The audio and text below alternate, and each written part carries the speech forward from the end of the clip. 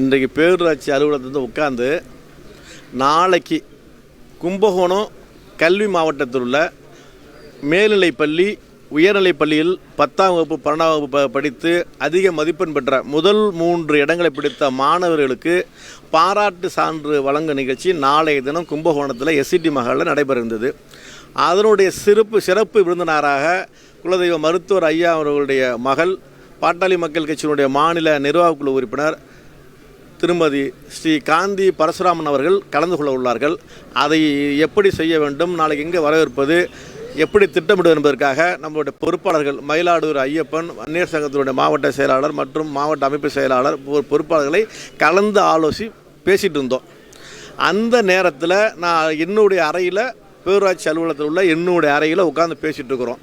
அப்போ பேசிகிட்டு இருக்கும்போது தலைமை ஆசிரியர்களும் தொடர்பு கொண்டு நாளைக்கு மாணவிகளை அழைச்சிட்டு நீங்கள் வரணும், ஆசிரியர்களையும் நாங்கள் மேடையில் கௌரவிக்கிறோம் அப்படி சொல்லி பேசிகிட்டு இருக்கும்போது திடீர்னு எங்கள் டிரைவர் விட்டாந்து என் ரூமில் வந்து மறிச்சார். என்னை கதவு அதை உள்ற யார் வராது தடுத்தார். அப்போ டமால்னு ஒரு சவுண்டு கேட்டுது. அதை கேட்டுட்டு ஏதோ ஆட்கள் வந்திருக்கிறாங்க, சம்பவம் கொலை பண்ணுறதுக்கு ஆள் வந்துடுறாங்கன்னு நினச்சிட்டு பட்டு நான் பாத்ரூம் உள்ள போயிட்டேன்.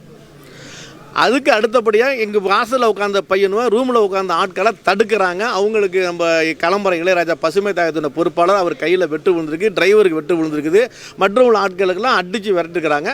அதையும் உயிரை கூடிய நம்ம கூட உள்ள ஆட்கள் உயிரை பணைய வச்சுருந்தனால இந்த பாதுகாத்து இந்த நேரம் உங்கள்கிட்ட பேட்டி கொடுத்துட்ருக்குறோம்.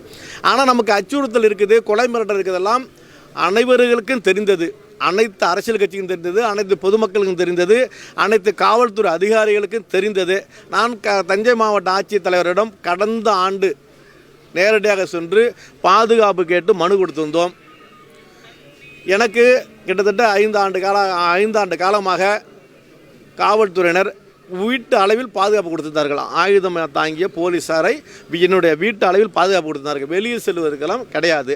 அதனால் வெளியில் செல்வதற்கும் பாதுகாப்பு வேண்டும் என தஞ்சை மாவட்ட காவல்துறை அதிகாரிகளிடம் நேரடியாக சென்று மனு கொடுத்ததும் அவர்கள் நீங்கள் நீதிமன்றத்தில் வாங்கிக் கொள்ளுங்கள் என்று சொன்னார்கள். நீதிமன்றத்தில் 2 முறை முறையிட்டோம். அதுக்கு சரியான அனுமதி கிடைக்காததால் அப்படி இருந்தது. ஆனால் கடந்த நாடாளுமன்ற தேர்தலில் 2024ஆம் ஆண்டு நடைபெற்ற நாடாளுமன்ற தேர்தலில் பாட்டாளி மக்கள் கட்சி பாரதிய ஜனதா கட்சியினுடைய வேட்பாளராக மயிலாடுதுறை தொகுதி போட்டியிடுகின்ற காலகட்டத்தில் எனக்கு வீட்டில் போடப்பட்ட போலீஸ் பாதுகாப்பையும் எடுத்து விட்டார்கள். கிட்டத்தட்ட ஓராண்டு காலத்துக்கு மேலாக இந்த போலீஸ் பாதுகாப்பு இல்லாமல் தொண்டர்களுடைய நாங்கள் சகஜமாக பொதுமக்கள் அரசியல் கட்சிகள் யாராக இருந்தாலும் சகஜமாக ஒரு பேரூராட்சி மன்ற தலைவர் ஆகிவிட்டோம் என்ற காரணத்தினால் மக்களோடு மக்களாக பணியாற்ற வேண்டும் நம்ம குலதெய்வ மருத்துவர் ஐயா அவர்களும் அண்ணன் அன்புமணி அவர்களும் சொன்னது அடிப்படை நெருங்கி பழக ஆரம்பித்தோம். அந்த சந்தர்ப்பத்தை பயன்படுத்தி கொண்டு தனியாக இருப்பான் என்று யாரோ திட்டமிட்டிருக்கின்றார்கள், ஏவி விட்டிருக்கின்றார்கள். இதையெல்லாம் காவல்துறை அதிகாரிகள் முழுமையாக கண்டிக்கணும், முழுமையாக விசாரணை செய்யணும்.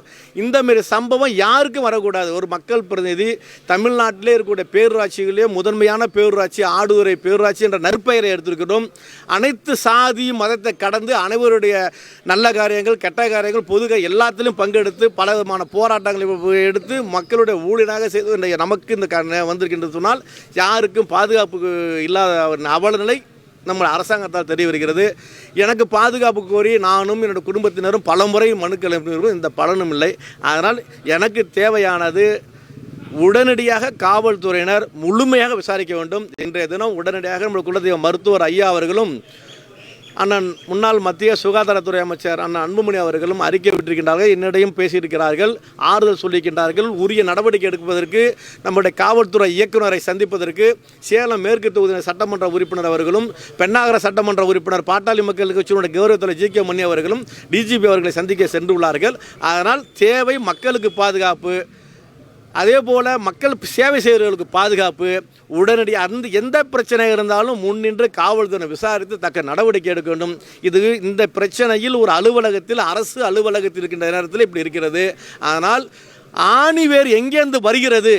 இந்த கூலிப்படையை வருகிறார்கள் சொன்னார். கூலிப்படை இயக்கியவர்கள் யார், அவருக்கு பொருளாதார செலவு செய்வர்கள் யார் என்பதெல்லாம் உரிய விசாரணை செய்து நடவடிக்கை எடுக்கணும்னு கேட்டுக்கொள்கிறோம்.